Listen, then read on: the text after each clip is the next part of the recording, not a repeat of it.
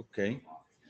It's 11:30 Madrid time, so welcome all to Lake at IETF 123. We are starting the session.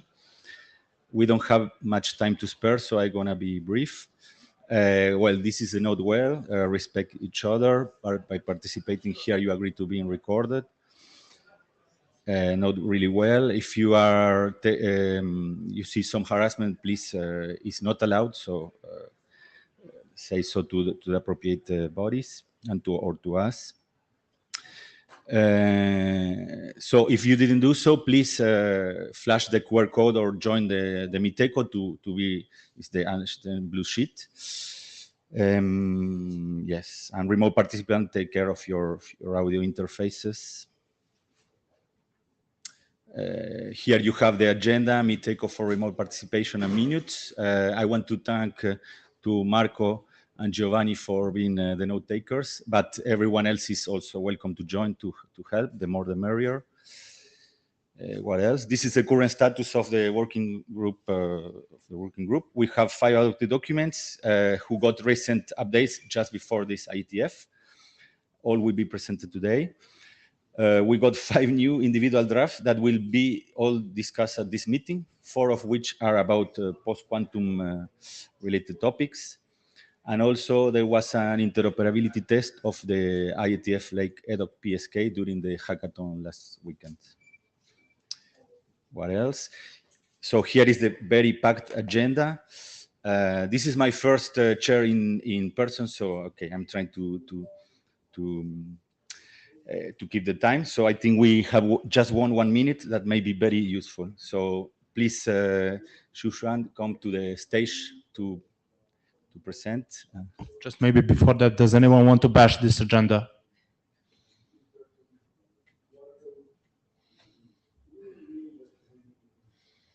No? No objections? Yeah. So. Thank you, Sean. So I'm gonna change the.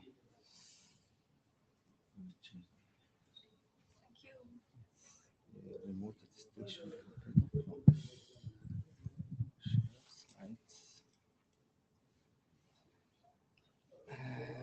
We have to take them. I want to share the slides. I will have to. Sorry for the. We have to unshare the slides. So you're sharing. Share slide. All the slots. No. Can you cancel? Here. Here. Yes. Sorry. Is the.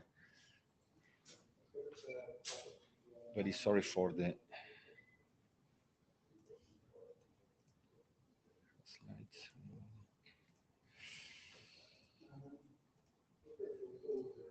Yes. Thank you. Okay, thank you. So hi, I'm Yushan, and this is about the update of the drive's remote attestation over ad hoc. So quick recap. This drive specifies an intro handshake attestation method that we put the attestation data in ad hoc EAD fields. So right now we support both the background check model that you can see the related EAD items is in color blue. And we also support the passport model, which the EAD items is in red here.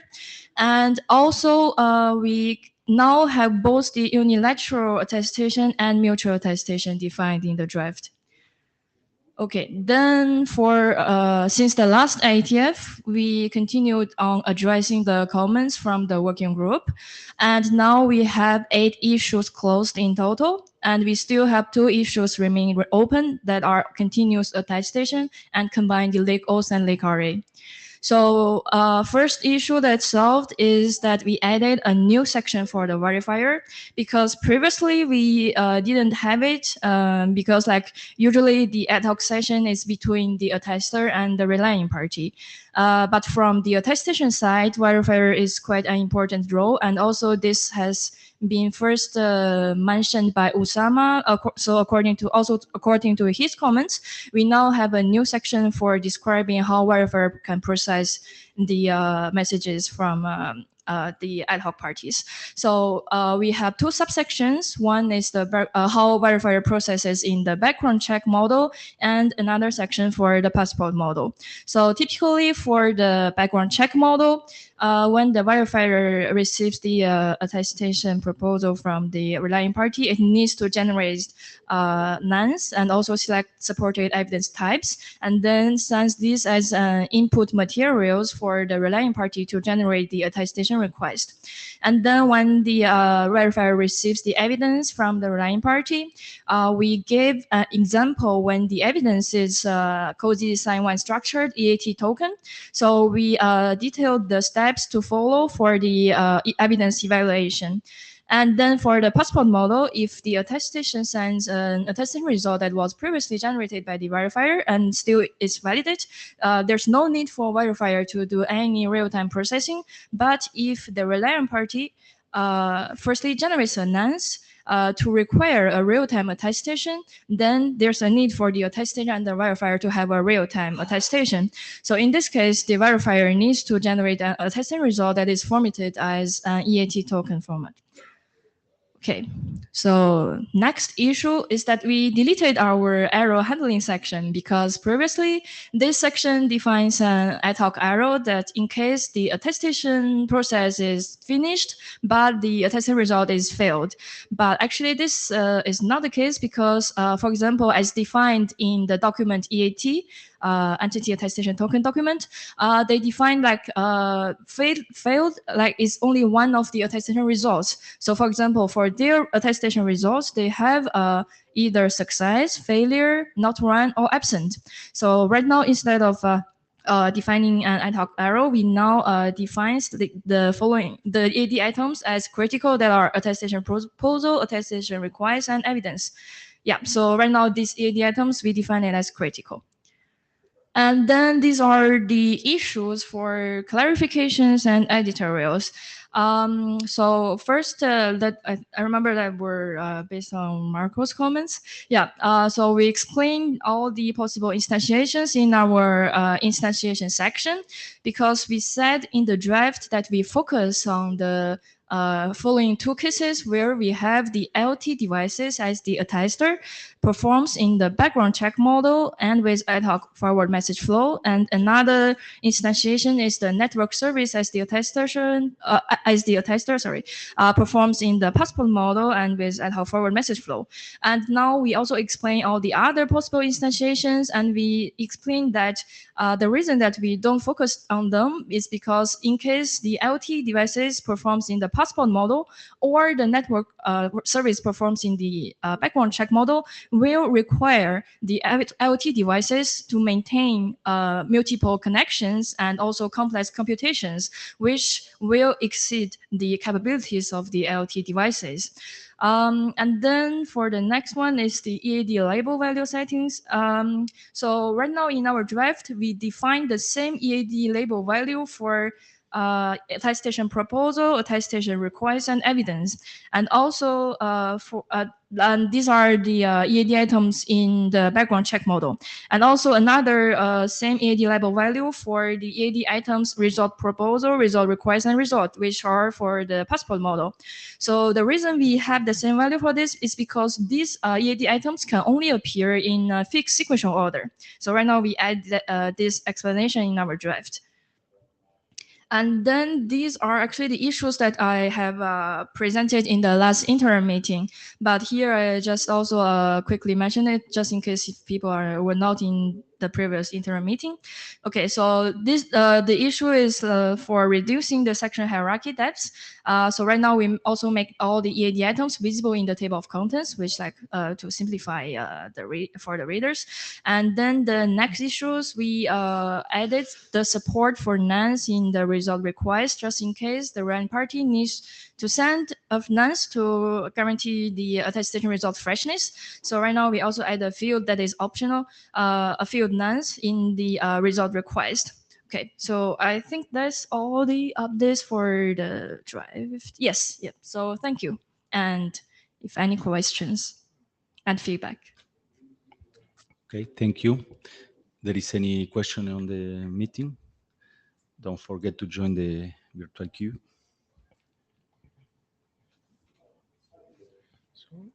So I understand you will be presenting this draft in RAT's session on Friday. Is that correct? Yes. So yeah, I will also present attestation of ITOC for in RAT's working group, which is on Friday afternoon. Yeah. Okay. So if people are interested, also welcome to join that session. Yes. So please review and provide comments on the mailing list. Yeah. Thank you. Thank you.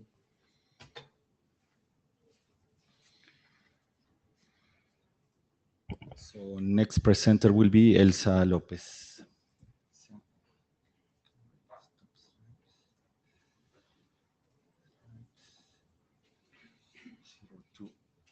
I don't see it. It's out of order. Sorry, Elsa, there is a small...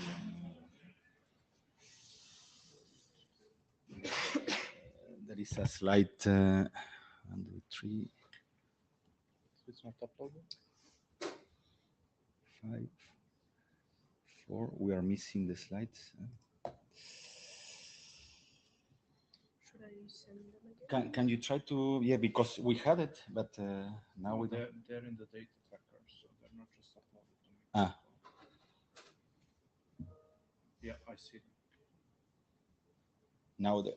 Okay. Okay, thank you, sorry. And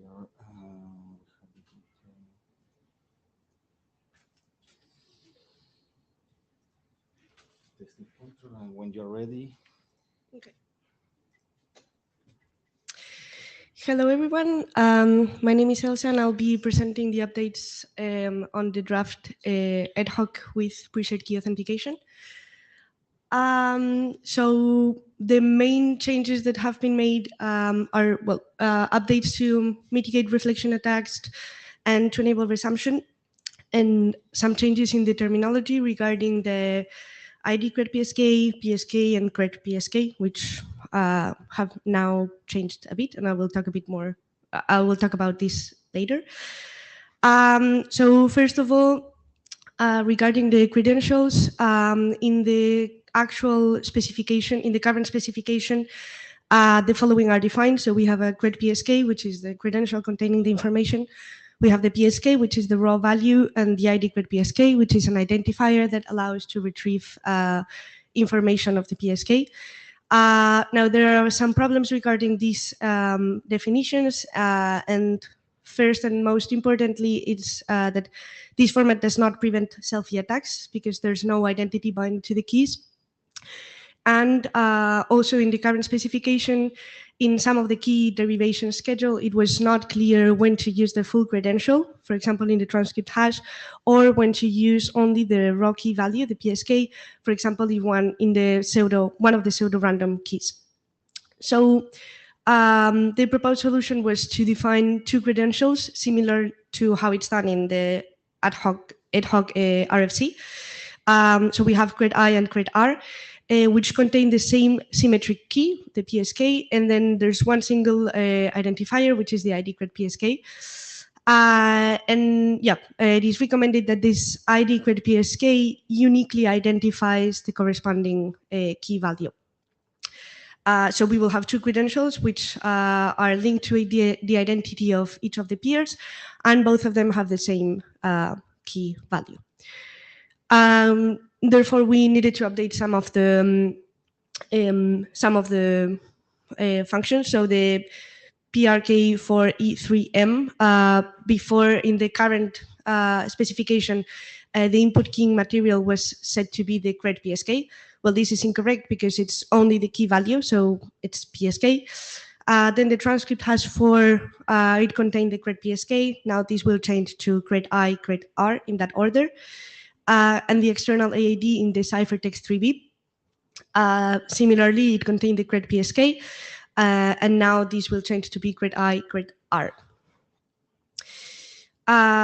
Well, there's an additional question, and it's whether these key values should be included or not in the credential. And in case that it is, then it will need to be specified that it should not be sent with the ID cred if the cred was to be sent, if the credential was to be sent. As for resumption, with a new definition and of these two credentials, Cred I, Cred R, there is no need to define a new format for the Cred PSK. This was not the case as it is written right now. The reason is that if the peers were to use in the original ad hoc exchange public key credentials as certificates, then it was not defined what the structure of the Cred PSK resumption should be. So now if we have these two credentials, so Cred I, Cred R, then we can set the peers to use the same format for these credentials and just update the key value, the PSK, and the identifier, which will be derived using the ad hoc exporter with new labels, which are 2 and 3. Then there's also a need to update the implementation to derive the new test vectors so that it's compliant with the new specification. And yeah, so next steps, update the draft to reflect these modifications regarding the credentials. We also need to update the implementation, as I mentioned, and then I believe that once these corrections are made, we'll be close to calling for formal analysis for the draft. And yeah, I've been a bit faster. No, it's okay. Thank you, Elsa. So is there any questions in the room or remote? Yes, we have John. John, I think with these changes, I think we are ready for formal verification. Merging this and maybe looking through the security claims so that they don't say too little or too much, but I think it's time to start planning formal verification. So I suppose for the next IETF, we can aim at triggering the formal verification of the draft. Why wait until next IETF? But have you merged these? My understanding is that these are not merged yet. No, they are not published. We don't need to wait 3 months for formal verification. Could be triggered in like 2 weeks or so. I don't think the IETF meetings is no, definitely for the formal verification. I think we're ready earlier than that. So as soon as we have consensus from all the co-authors, we as chairs can launch the group. Also, we publish a new version, and then you ask the group if we're ready for triggering that. Sounds good. Sounds good. Are there any other questions? I don't see anyone else in the queue. So perhaps, Elsa, could you comment on the interoperability testing during the hackathon? Yeah, so during the hackathon, we did an interoperability testing, well, with the current version, so without all the updates that I've mentioned. So we had two different implementations. One was Rust, using Rust. The other one was a C implementation from the University of Murcia. And we did manage to run in both directions. So initiator, responder, initiator in the different computers. And we did run it using the PCs, the computer, even though it's possible to run it in the microcontroller, but for simplicity, we did it that way. And yeah, we managed to run it, but now, well, there are changes to be made to be compliant with these new definitions. And I guess that, then we will need to run this interoperability again to verify the test vectors before calling for formal analysis, I guess. Okay. Thank you, Elsa. Just as a point of information for the group, all these interoperability testing events are documented on the group's Confluence page, lakewg.org. In the left-hand menu, you have interoperability testing page, and you can see what exactly was tested during the hackathon.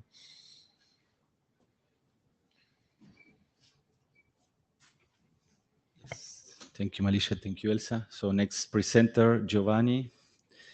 This is version 3. So I think when you're ready, you have 10 minutes, Giovanni. Hello. This is Giovanni speaking about lightweight authorization over ad hoc. So a bunch of editorial updates. So these are all mostly editor notes. So PRs that were merged. One of them is the interoperability of V. So now that we have regular flow and reverse flow, so we went with V needing to enforce the regular flow, but having the reverse flow be optional. We added an example for opaque state for stateless V. So stateless V means that the authenticator can receive a message, but it doesn't need to remember it. When it sends the request to W, the server, it can just forget about the message, and when it receives something back, it can resume the ad hoc exchange, and this is done via an opaque state sent to W and back. Then some clarification about reuse of TLS between V and W, just to make it clear that it's recommended that the same TLS session is reused. You don't need to do a new one for each new request that V receives. There was an editor note also about whether we should drop message one when it's sent, when it's received as, when the reply is meant to be for a broadcast message. When V receives a broadcast message and then needs to reply, so you can just drop message one.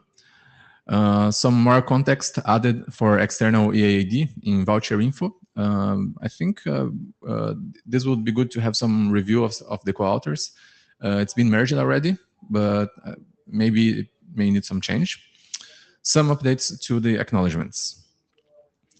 On top of that, some merged PRs for the IANA reviews we received, so indicating the preferred EAD value range, some considerations for the ARPA domain that are mandatory according to RFC, which is linked in the PR, and a few other very small changes just to be compliant with the IANA requests.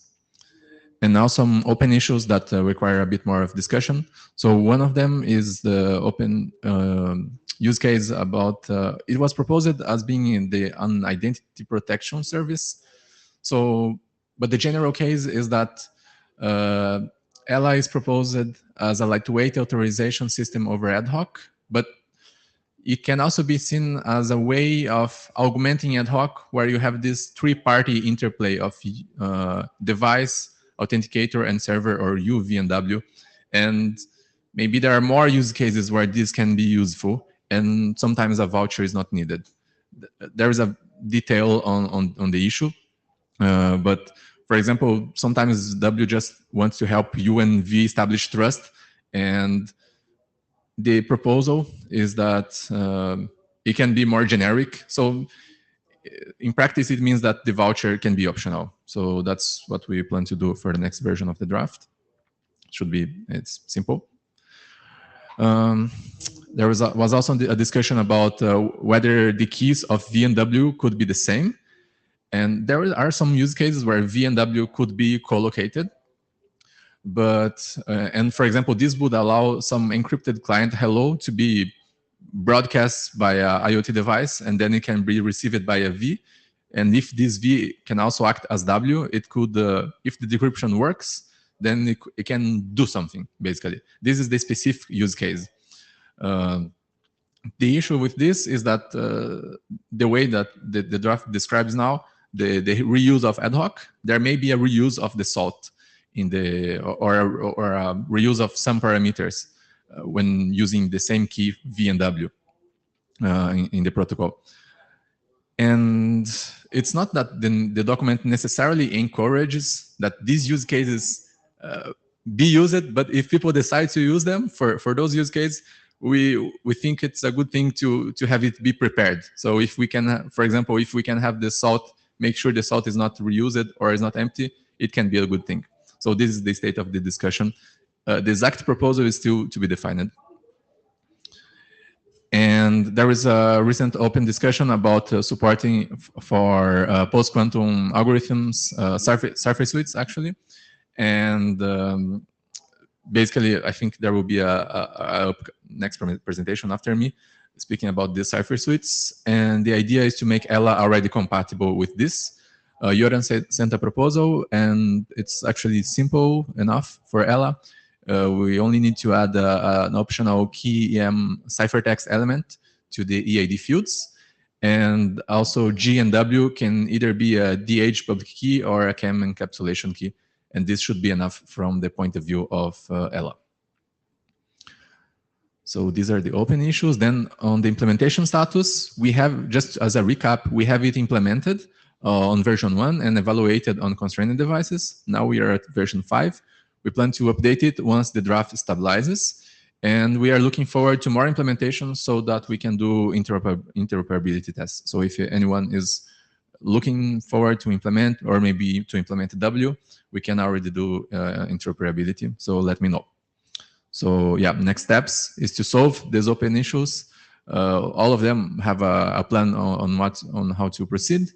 Do some end-to-end document reviews. We are also calling for implementation and interoperability events, and looking forward, hopefully, to a working group last call for the next IETF. That's it. Open for question. Thank you. Thank you, Giovanni. So are there any questions in room or remote?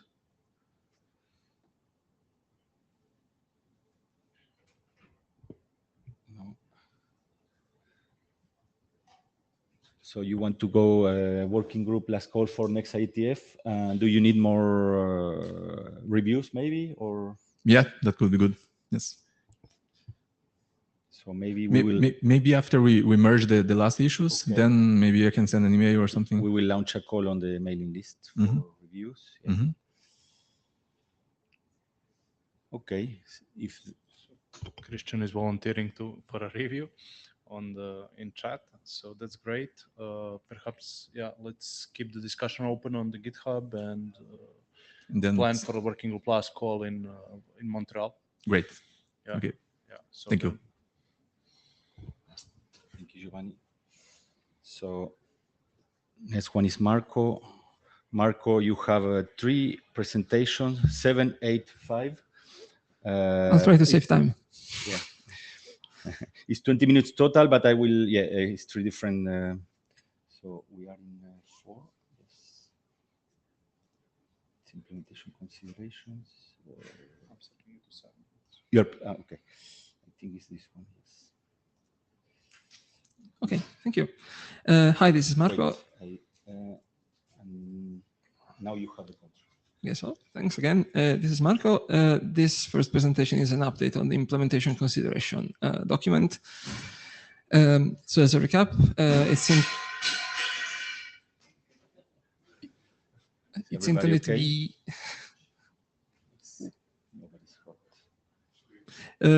Yeah, this is intended to be an informational document, just providing consideration on the actual implementation of EDOC and some of its extensions.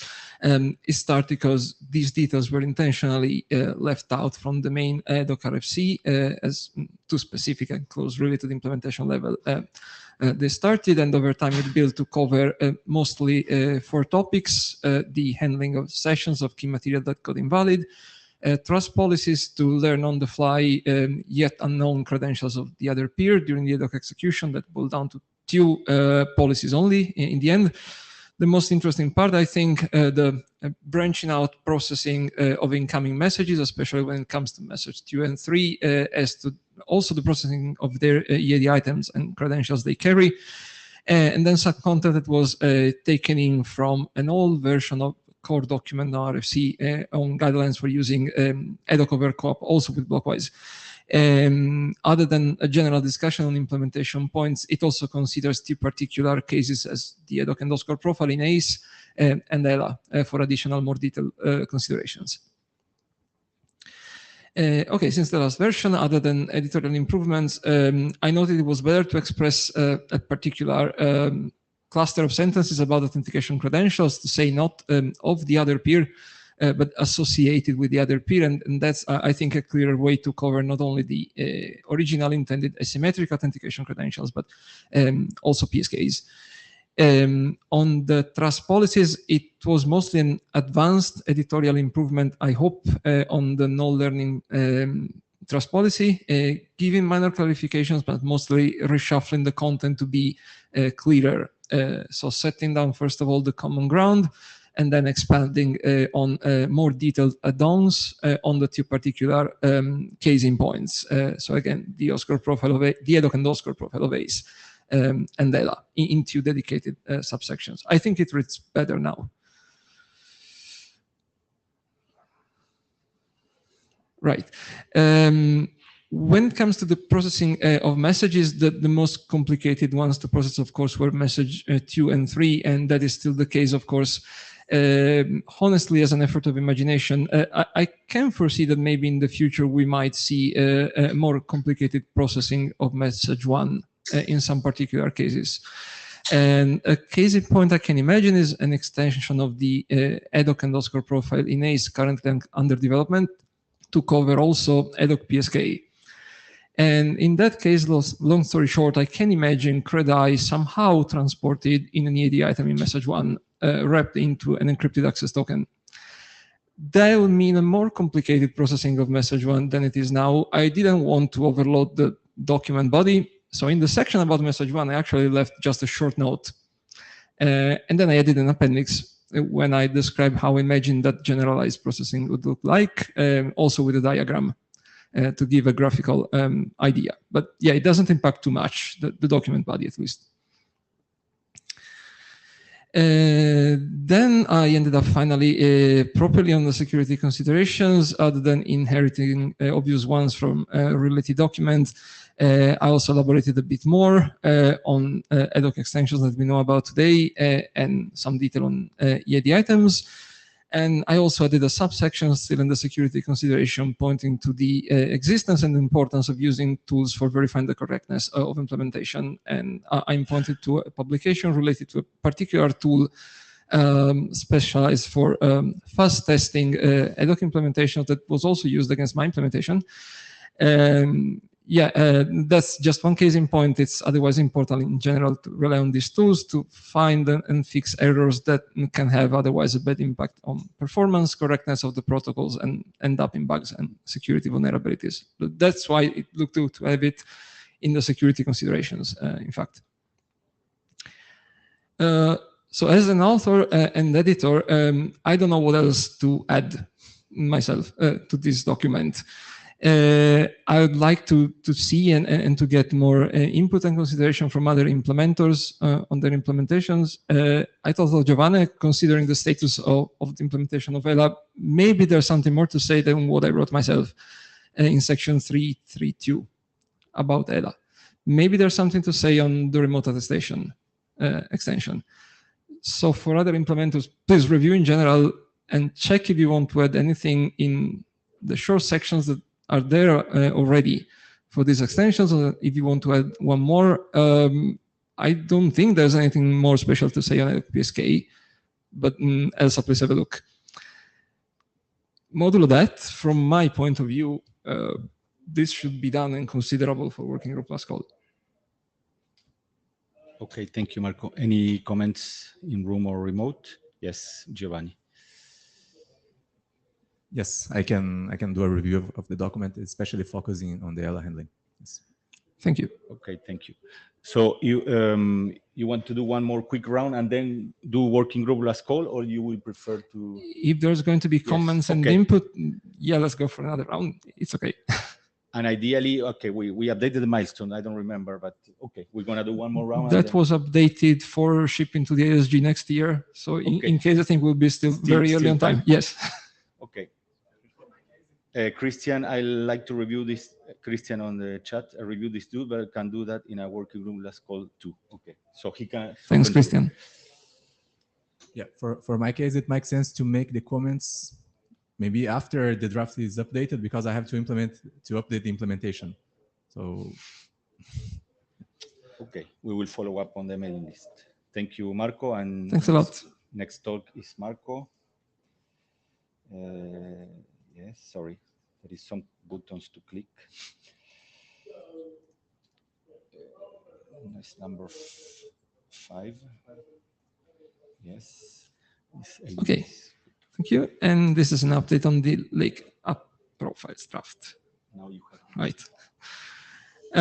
So where are we having this? Two ad hoc peers are supposed to agree to some extent on how to run an ad hoc session in terms of a number of parameters that collectively compose an application profile. So it's at the end about agreeing on an application profile to use in an ad hoc session. And this document is supposed to introduce a number of means for two peers to coordinate about that, in band or out of band.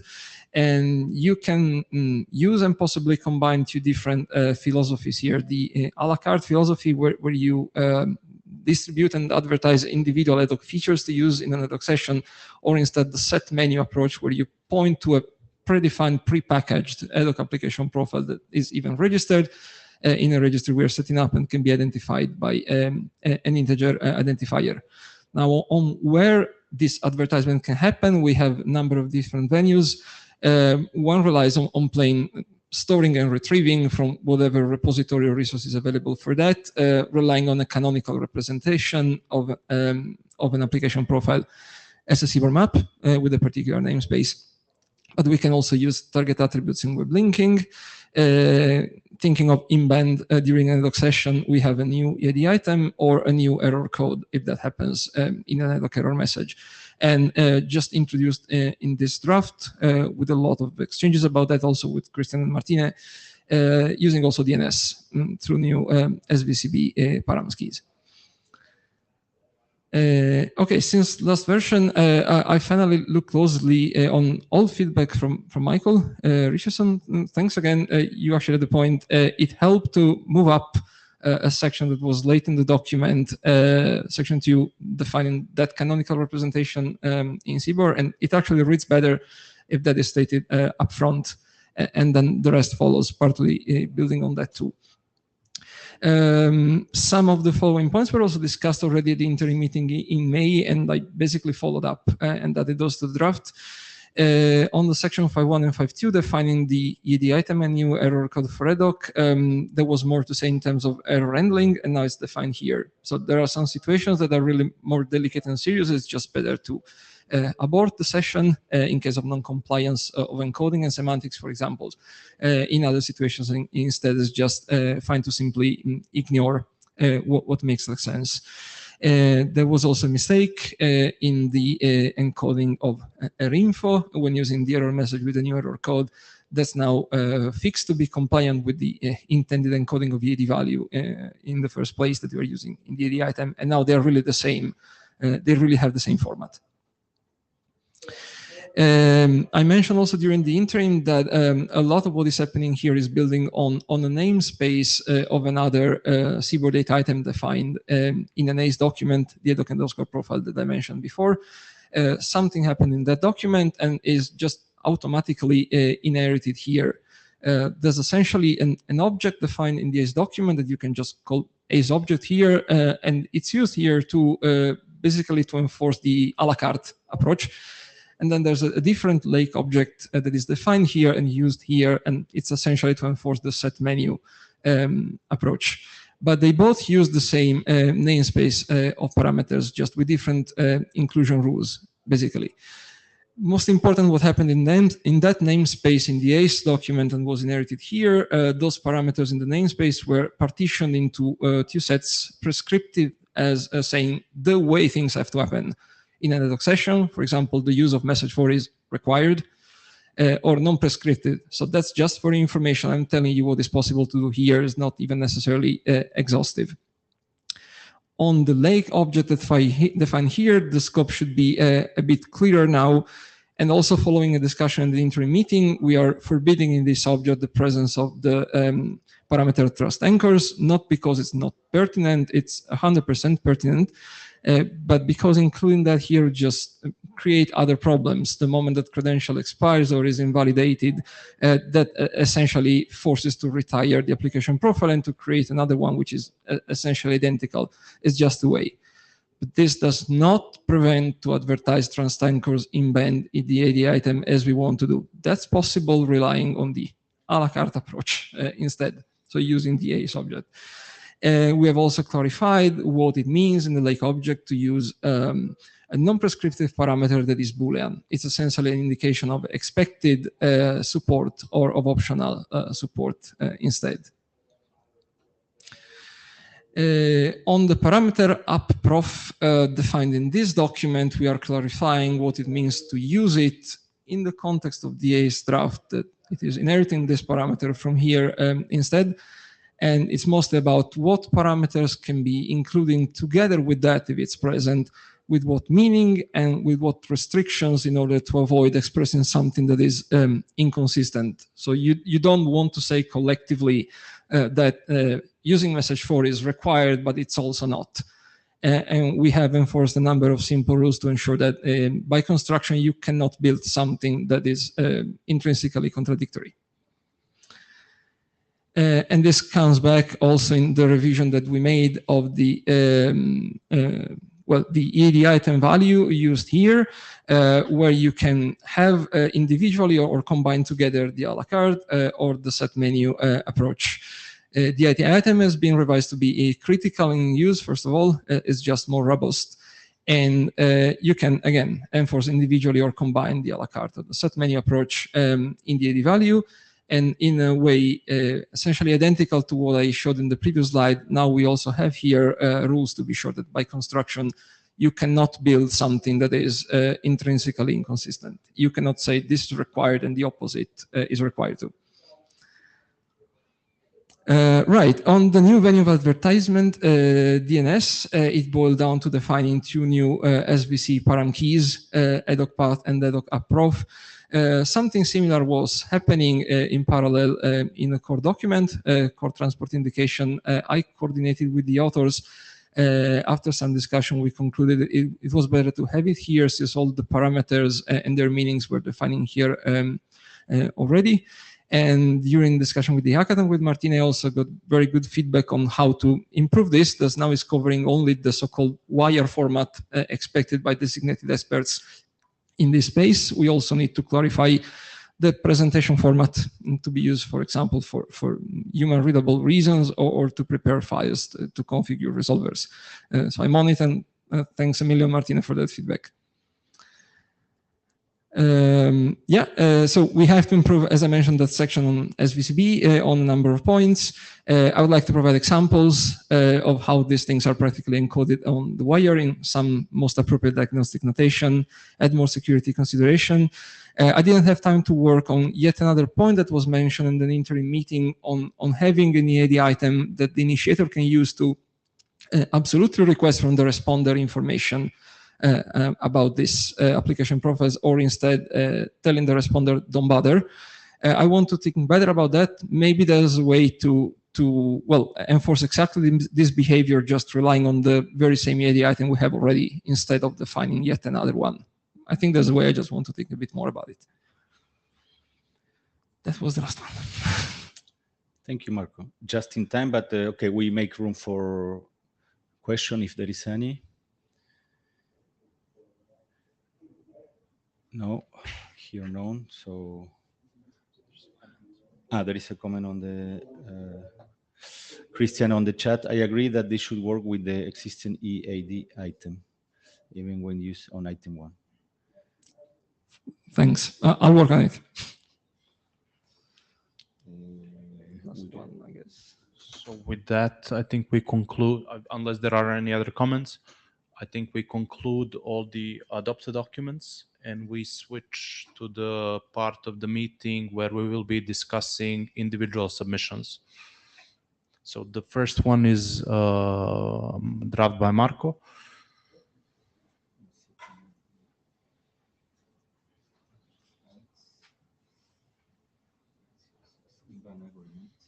Yes.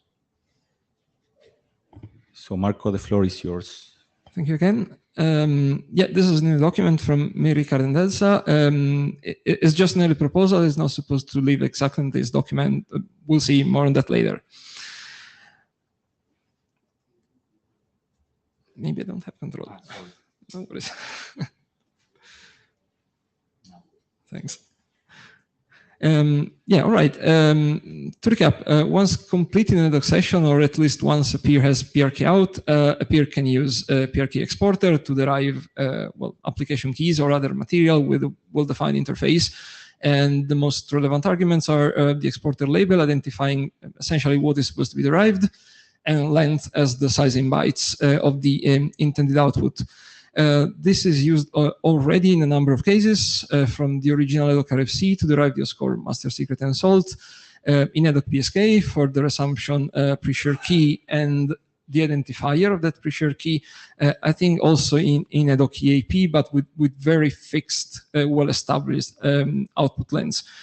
So the two peers have to agree of these output lengths. There should be default values, but there may be reason to deviate from those through some out-of-band means generically mentioned in the EDOC RFC. So far, a compelling case we could have seen was the identifier of CRED PSK in EDOC PSK. We can't imagine possible other cases that may come up in the future. And the contribution is all in this slide. It's basically an in-band means for the two EDOC peers to agree on a particular output length for one or more items to derive with EDOC exporter. It's based on a new critically only used EAD item to be used only message one and message through. We are defining error handling. The semantics of the EAD value is a CBOR sequence of pair X and Y, where X is an exporter label, so what to derive, and Y is the intended size in bytes of what has to be derived. And there's no counter offer. This is not really a negotiation. It's an advertisement that has to work as is or not. So the initiator can use this or not in message one. Irrespective of that, the responder can use this or not in message two.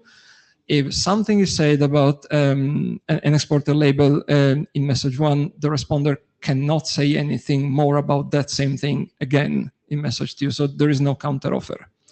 And well, if this just continues after message two, at the end of the session, EDOC exporter is supposed to be invoked according to that.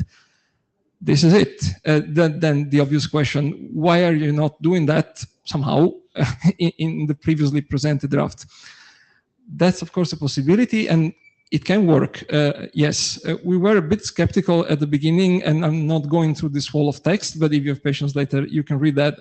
In short, it was about pertinence because we believed, or were skeptical at least, about seeing the length of exporter output as something pertaining to application profiles. There was no strong indication about this in the EDOC RFC. And in terms of effectiveness, at least if you talk only about this information with one approach or another, this individual EAD item is a little bit more efficient. I had a very good discussion with Malishan during the hackathon and got good feedback. And if I understood correctly, from his point of view, there is pertinence. So you can actually see that information as part of the EDOC application profile. And true, if you really stick to this information alone, this might be a little bit more efficient, but if you use the approach of lake profiles, you are going to distribute much more information, and overall it pays off, and the particular contribution of this information becomes even negligible, or it's at least fairly amortized. Putting all this together, unless someone screams that something like this is really better done this way with the dedicated EAD item, we can spare this new EAD item and instead have this information fitting into well, the model of the previous draft I presented. And I think it's possible, and it boils down to register a new parameter in that namespace and use it in the already existing advertisement venues. That's all I had for this. Thanks, Marco. So do we have any comments on this one? So I guess the main question is whether what we discussed in the hackathon, whether it's the right approach to register a new EAD item, or whether just to piggyback with this within an application profile. Just for my kind of assessment, how many people have read this document? Can you raise your hand? So, okay, not so. So Yeah, I haven't done a poll for remote people. I will do that for next time, I promise. Okay. It's not skimmed. Yes. So I propose we continue discussing this as an individual submission, and based on if we receive more comments, we might see whether this fits within the working group scope. Okay, thank you.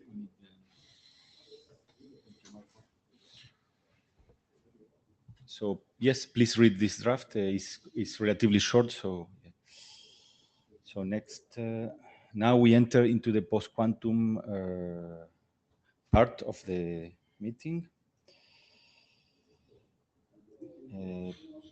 The next speaker is John. Yes. John is slide number 7. So maybe just as a quick intro to the part of the meeting on post-quantum. So we had several submissions on post-quantum on drafts addressing the post-quantum threat in terms of ad hoc. So the first one is proposed by John and Joran. So, and at the end of just before the end of the meeting, we will have around 10 minutes for discussion on how to proceed with these items. Yeah, so this is about registering new quantum-resistant cipher suits, and this is complementary to the other approaches suggested later. So making EDOT quantum-resistant means replacing elliptic curve cryptography with PQC. EDOC uses it for ephemeral key exchange, static DHA authentication, and signature authentication. NIST has finalized and published algorithms. They are now introduced in COSI, and they're all signature algorithms or chems. For signatures, it's the new PQC signatures just a drop-in replacement. Same for key exchange. The PQC chems is just a drop-in replacement for ephemeral Diffie-Hellman. The PQC chems cannot be used for the authentication in methods 1, 2, 3. This requires Diffie-Hellman or a non-interactive key exchange API, as you can see here. So 0 and 4, the signature and PSK is easy. The other requires bigger changes. And to use chems for authentication, you need new methods, which we'll discuss in the 2 next presentations. EDOC supports registration negotiations of authentication methods and cipher suits. And to support PQC in method 0, signature authentication, and 4, PSK authentication, you just need to register new cipher suits. So it's quite straightforward. And then we suggest a similar column here, saying if this supports Diffie-Hellman API for, and then you can combine that. So this new draft, it specifies how EDOC operates in a post-quantum setting by suggesting to register new cipher suits that can be used with method 0 and method 4. And it suggests to add a security level 1. It can be discussed whether to add more. These are the currently standardized MLChem and MLDSA by NIST. It also describes how to use MLChem in the ad hoc field. You put the public chem, ephemeral public key in GX, and then you put the encapsulation ciphertext in GY. And as already discussed, GY is no longer a public key. You cannot do some kind of optimizations for. So for the draft odds, you will need to send also a chem ciphertext. But also that is quite straightforward. Here's the performance and overhead. So for the authentication part, when you have PSK, you don't need any of this. You just have a MAC. When you have signature algorithms, you will add a signature per 2 of signatures for each node. And when you do authentication with chems, you add an encapsulation for both sides. And these are quite a bit complex, but this is the right now. MLChem is a bit smaller than MLDSA, but this is not true in general.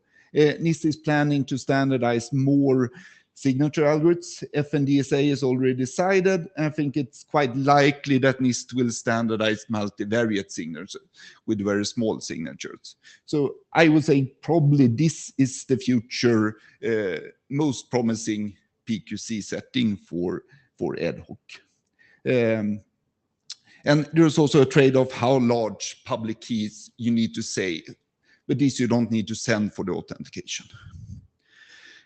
Here's the exact suggested IANA updates. So new cipher suits, but also 2 new columns to the method registry and the cipher suit registry, saying if the method requires Diffie-Hellman non-interactive key exchange, and for the cipher suits whether they support Diffie-Hellman and non-interactive key exchange. So the ones that support that you can use for all methods. The ones that does not support Diffie-Hellman you can only use for the ones that don't require Diffie-Hellman. And that is the end of the presentation. Any questions? Thank you, John. Any question, remote or in the room? Yes, Uri. Or comments or discussion? Yes. Actually, there is a lot to discuss, which we'll probably do later. But in the meanwhile, I respectfully disagree with the point that you cannot authenticate with CAM, as there are several drafts submitted that will be discussed in a few minutes. I have not said that. It's supporting PQC CAMs for authentication requires new ad hoc methods. You cannot do that with the current methods. It requires new methods. Understood. Yes. Thank you. Okay. With the preloaded keys, again, there are options of CAM authentication which may beat the digital signature. Yes, thank you. Which would beat the digital signature sizes. And yes. As for which of those, your 3 bottom lines, which of those would, if at all, be standardized by NIST or by other standards bodies, is a big question. As of now, there is MLDSA and FNDSA. Yes. And one offers huge signature size and even a larger public key. And the other one, while signature size is more tolerable, validating implementation is a royal pain. NIST standard actually explicitly mentions that validation is difficult. Yeah, I agree with everything. This is a much simpler and quicker way to get. I agree that we should look at doing CAM-based authentication methods for ad hoc. I strongly support that.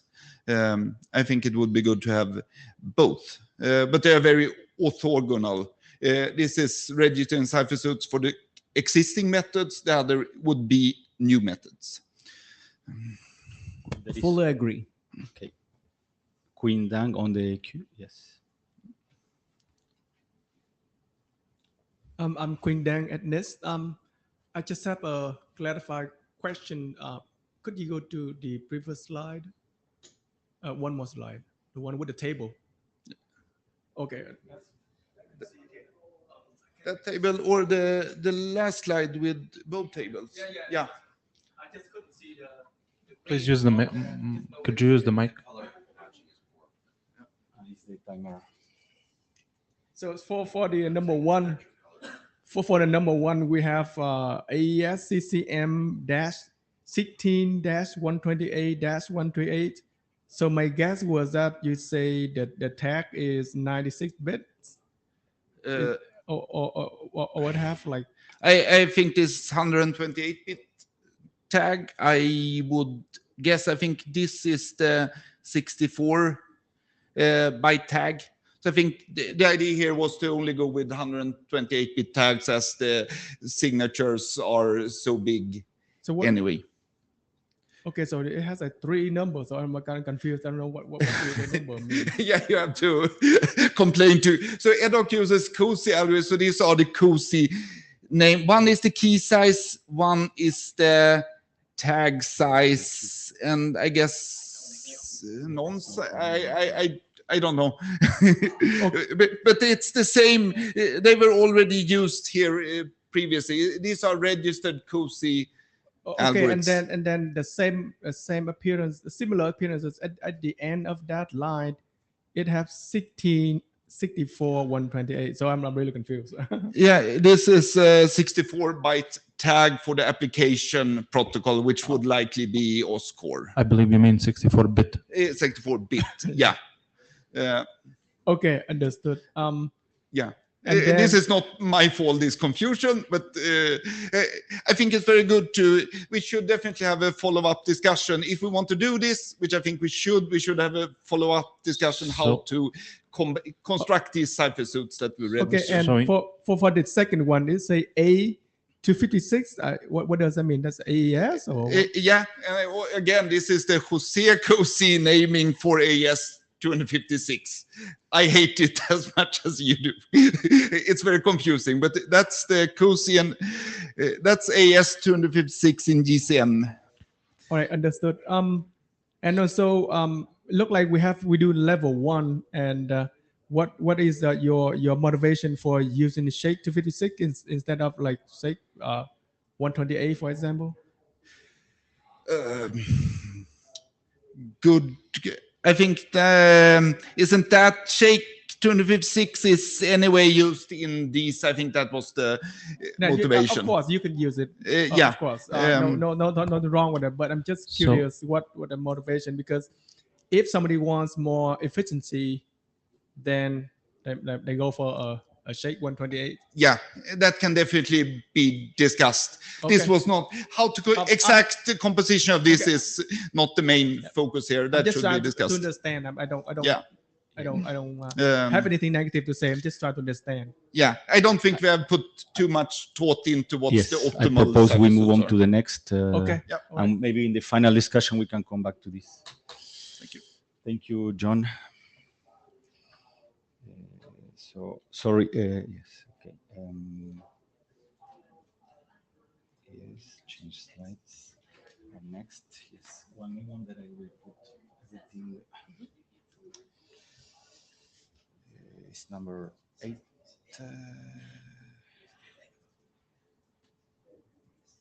No, you have to. You have only one slide, right? No, 2. Yes. On presentation, sorry. It's ready. So, floor is yours. Hi everyone, I am Lidia Pocero from the Industrial System Institute at Greece, and I am going to present you today our draft, the key-based authentication for ad hoc.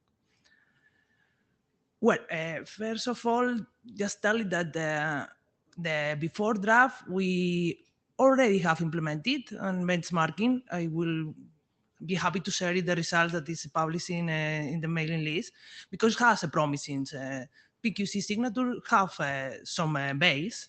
Maybe the needs and standardized algorithms are quite big now, but are coming new ones that, for example, Hawk was also very good in results, and SkeySign that we didn't check yet, but it's also a very good option. But this we come also some results that have some drawbacks. For example, the Mayo that you propose needs a lot of memory. We didn't be able to test it with the with the actually PQM4 implementations. It needs high memory resources. Then we come to the choice to tell, okay, we think that add also a new key-based authentication method for ad hoc could give us the possibility to a free signature protocol that could have the potential to be more efficiently for these constrained devices, and it's what we will propose. Notice that as the protocol is thinking, because we also we just wanted to be able to have the same security requirements that the static Diffie-Hellman ad hoc method have it. Then we get the noise PQ noise pattern to change the protocol from the noise XX to PQ noise XX. Important there, it is supported mutual authentication without pre-shared knowledge, using the static public key that can be also transmitted during the handshake, and also the incremental channel security guarantees. Well, it's have a drawback, that is regarding that we have to extend the message handshake to 5, because now the parties cannot mix their static secret keys with the ephemeral public keys and be able to identify themselves in the next round.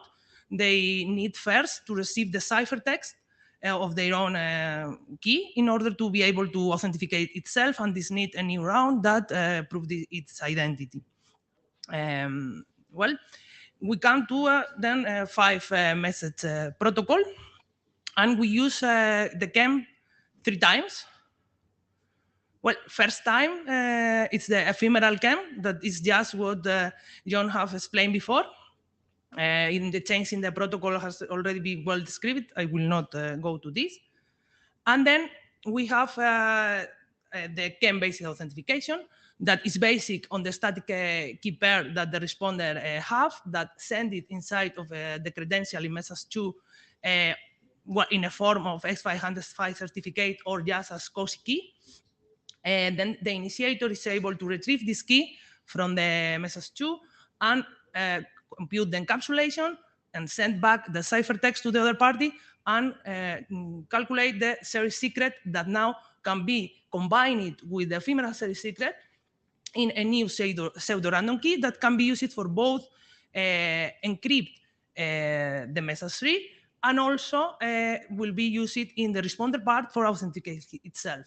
And the responder get this ciphertext in message 3, decapsulated with his series secret, with his secret key, and compute the same series secret and the same pseudo-random key that the other party, that now he can use it to mark and prove its identity in the next message. Well, the authentication of the initiator is follow the same procedure, and at the finish, when they are able to create a new pseudo-random key that is computed over the 3 series secret, that then can be used to create new keys for compute, for encrypt and authenticate message 4 and message 5, and also the initiator can use this pseudo-random key to create its own MAC to prove to the other his identity.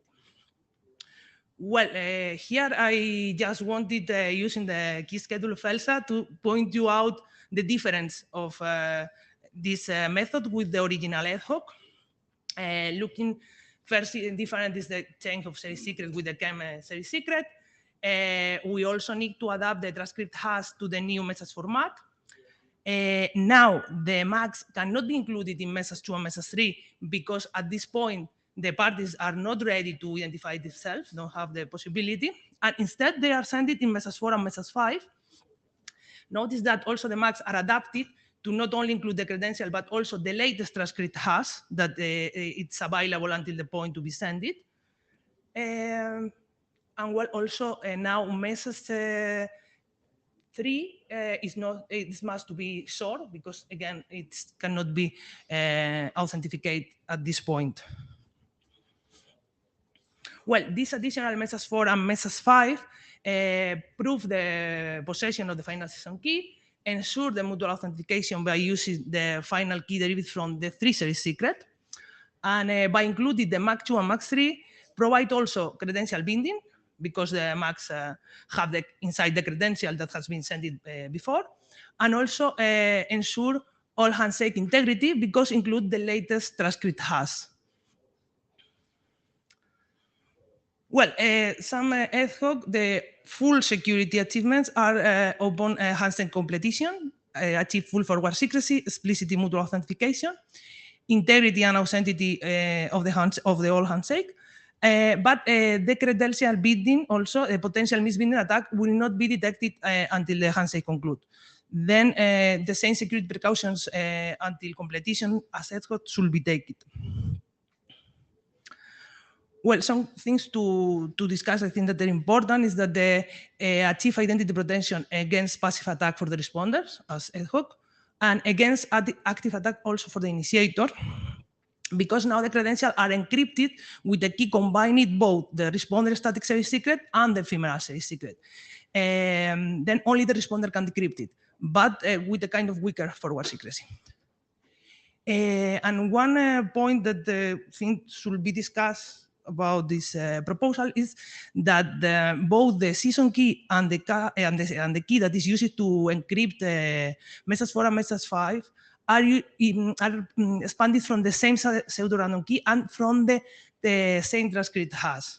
The drawback is that the key confirmation now cannot imply the authentication of all handshake, but only until the message 3. The advantage is that now MACs and encryption keys are exported from different transcription hashes. And the authentication, whatever can be, they make it through the MACs that they have the latest transcription hashes.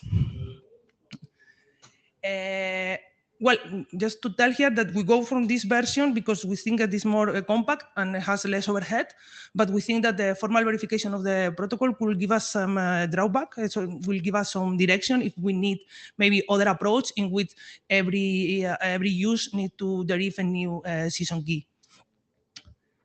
We not have a lot of time, just I will wanted you to know that we have another draft that it is for a scenario where the initiator knows the responder beforehand. This is just basic to change the framework of noise to IKEY.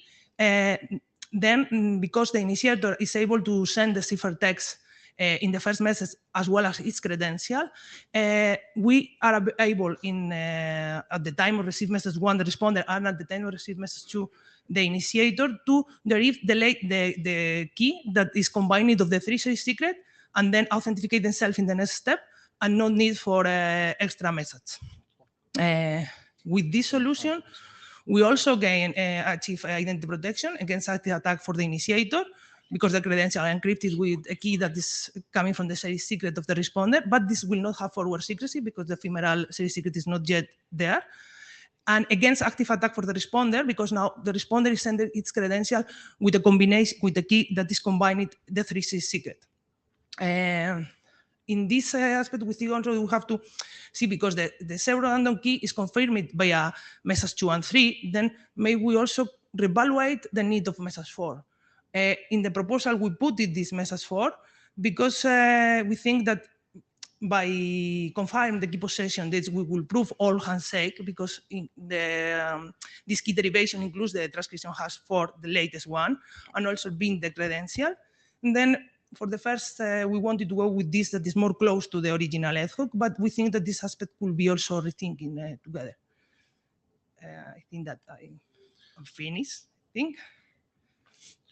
Just in time. Yes. So we have time for one quick question, and then for the next presentation, Dan.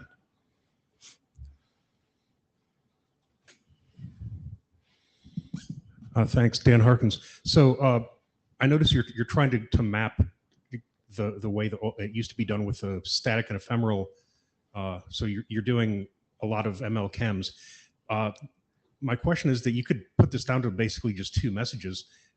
If you keep in mind that the MLChem NCAPs and DCAPs are going to generate a different shared secret every single time they're run. So even though you're using the same static key, you're not going to. It's not like doing static Diffie-Hellman where you end up with the same shared secret every time. So you don't really need to add an ephemeral component to this, do you? I have seen some things about you are what, if I understand you good, what you are telling is the ephemeral chem is not necessary. I don't believe so. Yeah, but then what they will become loss of forward secrecy? Do you think that no? When the two authentication can only in a static is based only in a static? The MLChem NCAPS generates a random number inside of the chem and uses the Kyber publicly encrypt to send that out. So that's going to generate a new random number every single time you do NCAPS, and that ends up what the key is. So you're not going to have the static problem that you have with Diffie-Hellman.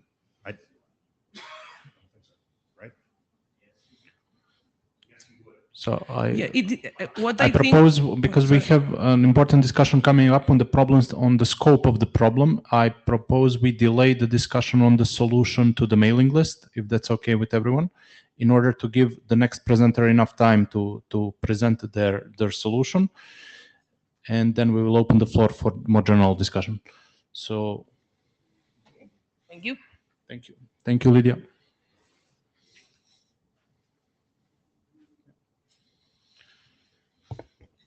Uri Blumenthal, next presenter. So, Uri. Oh, thank you. The floor is yours, Uri. Well, I don't need the entire floor. So basically, we are proposing a post-quantum authenticated key exchange, which is formally proven. And we claim it is minimalistic, in the sense that if you satisfy all the which do you press here? These two. Well, yuck. Which means if you want to satisfy all the cryptographic properties that we have proven, you will be unable to do any better than us. Of course, if some of the properties are not important for you, then you would be able to cut some corners. I think you can read much faster than I can talk. Therefore, I'll let you contemplate this slide and proceed to the protocol itself.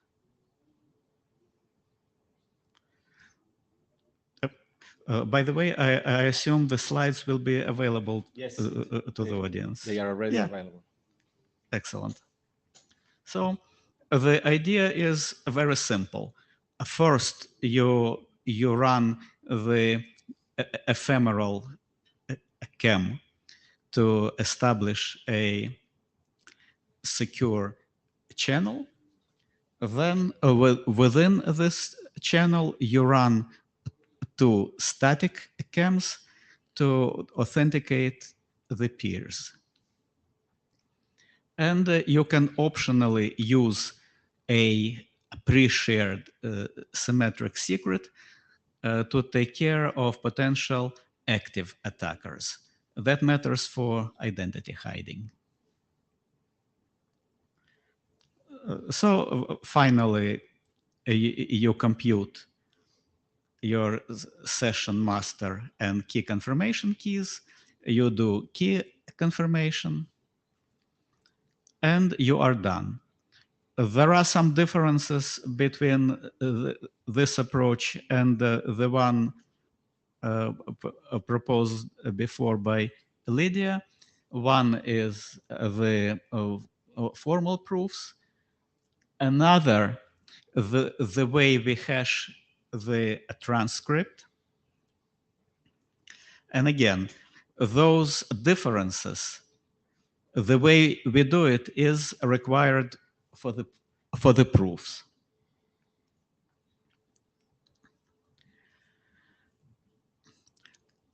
Lastly, we use where is encryptions? Okay, on the previous one.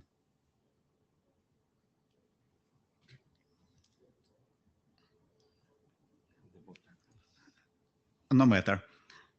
When we encrypt, we use authenticated encryption, which is non-malleable, which means you can save time and abort or retransmit in case there is a problem with the message. It cannot be modified undetectably.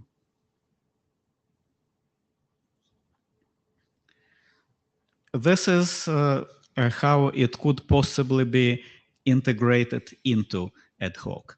But as you can see, we spent more time on the cryptographic part than on the integration part, with the hope that if, as we hope, this approach is embraced by the group, then we can work with the group on polishing and perfecting the integration itself.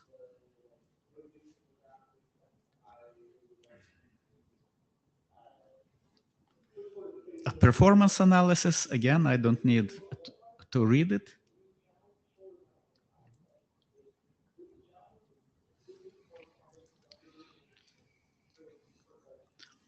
And in case you use digital signature that is currently not approved with NIST, then the benefits would be lower than what we showed, but still you would risk either using something non-standard or something that would not pass validation or federal requirements.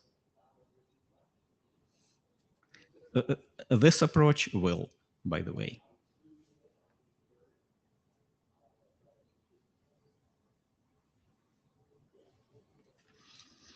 And as what we are offering is a building block to integrate into protocols such as ad hoc, these are our next steps, basically integrated directly into ad hoc and IQV2, and also integrated into EAP so that it can be used in all the other protocols that are EAP capable.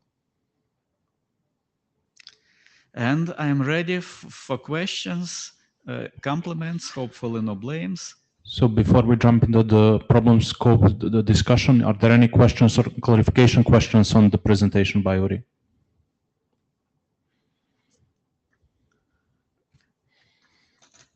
Hopefully it was crystal clear as is. Yes, yes, thank you, Uri. Who had read the, shall I poll who had read the draft? One, two, okay, some few, okay. Maybe we will discuss in the general, yes, because, okay. Yeah, so I guess Yuri, thank you. Yes. So with this, I open the floor for a more general discussion on the scope of the working group. Before this meeting, I had a quick chat with our AD, Paul, who unfortunately couldn't attend the meeting today. But it seems that we need to recharter if we are going to do any of this work. So the first thing that we need to do as chairs is we need to assess the consensus in the working group to work on these post-quantum items. So with that, I'll be raising a show of hands in the tool. So please respond, raise your hand if you believe that this group should work on post-quantum resistant ad hoc.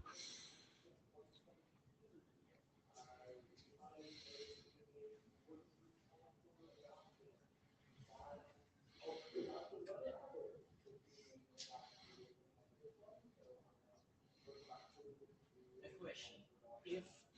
If somebody cannot log in and do it online, yes.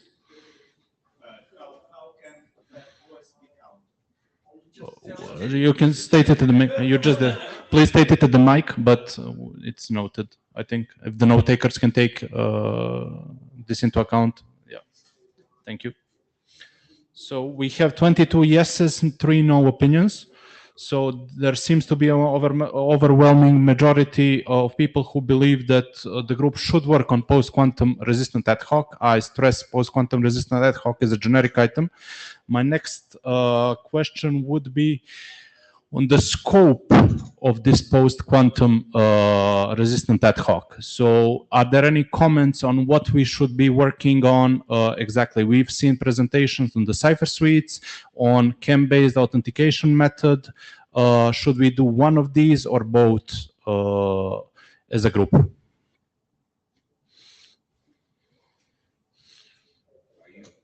I'm asking, it's not a poll, it's open for mic.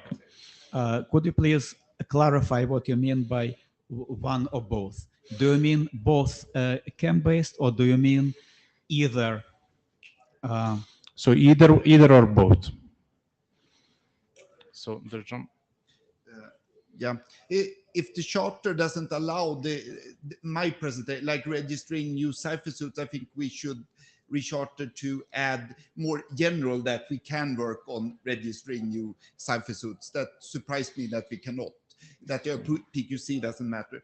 I think we should work on CHEM, and I think we can update, if there's agreement to that, I think we can update the charter quite quickly. I don't think we need to answer all. I think the charter should be quite open, whether we do CHEM-SIG, whether we do like noise IKEY, when the other party has pre-knowledge of the public key and so on. Just charter some general that we do CHEM-based authentication, and that we can register new cipher suits based on like what COSI is doing.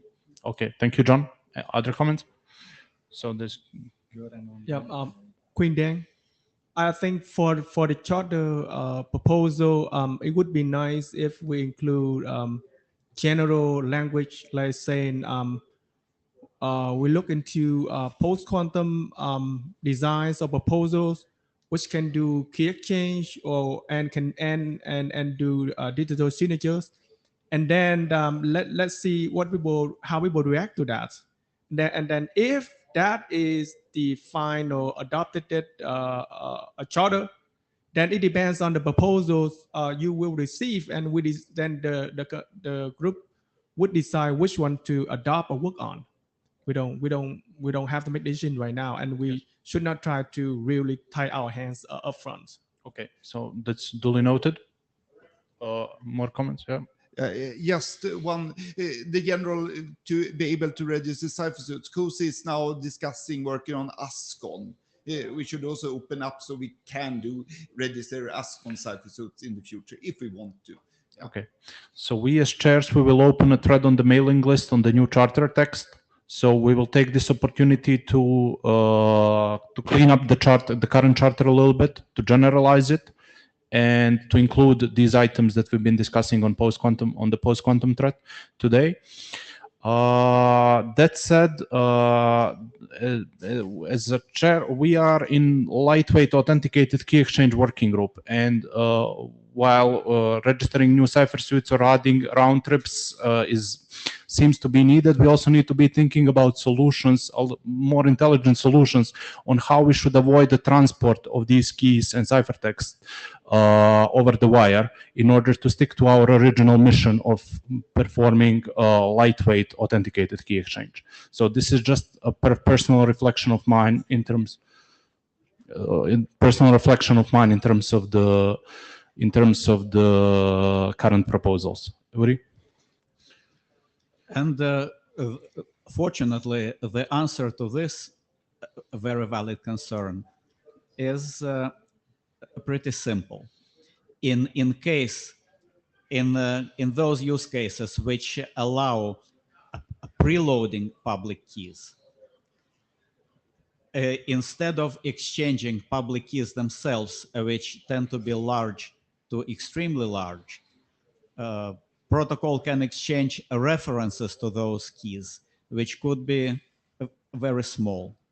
And that would answer all the concerns, I think, at the cost of the inconvenience of having to preload the key.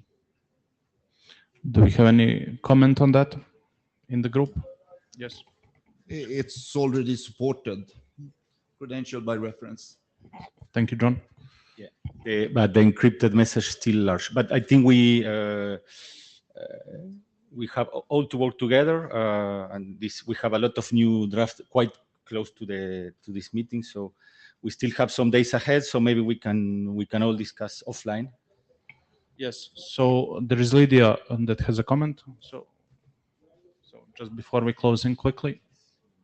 Yeah, in general, just to tell that I think that the best way to go, we think to be use the same approach that Ethos used at the start did, and put both the signature and the signature free new method and make them to work also together.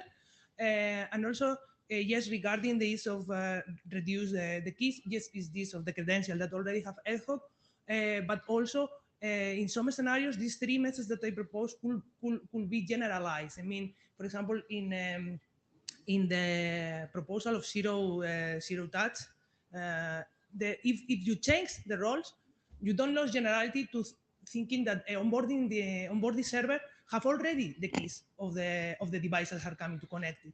Then using some approach, maybe we could not lose generality and reduce the message handshake and also reduce keys in network.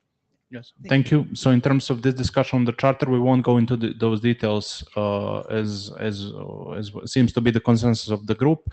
We will launch a poll with the proposed text and get everyone's input on the mailing list. With that, I think we can conclude unless there is any other business. There is Uri. Just one question, which maybe we can resolve quickly. I observed there are two very similar drafts. I'm not sure if it makes sense to proceed with both. So how do we do? The options are we either kill one of those or we merge. So this is not a decision that we are taking at this meeting. So we first need to recharter to agree on the scope that the working group will be working on, and then we based on the different solutions proposed will be discussed at a future meeting. With that, I would like to conclude the meeting. Thank you very much for attending and have a nice continuation of the IETF.